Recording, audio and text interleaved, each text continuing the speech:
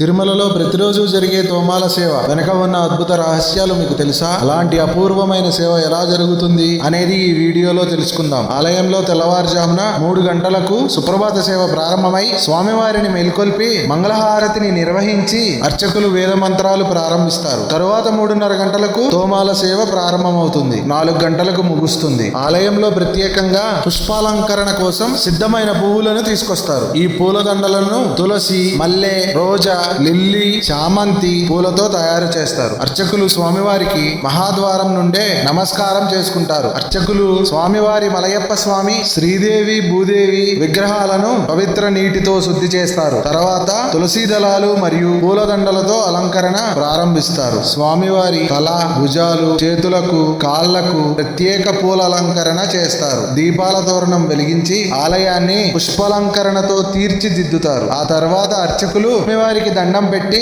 నైవేద్యం సమర్పిస్తారు. నైవేద్యం సమర్పించి హారతి ఇచ్చి భక్తులకు సేవ ముగిసినట్లు ప్రకటిస్తారు. ఈ సేవ కేవలం మంగళవారం, బుధవారం, గురువారం మాత్రమే ఉంటుంది. ఓం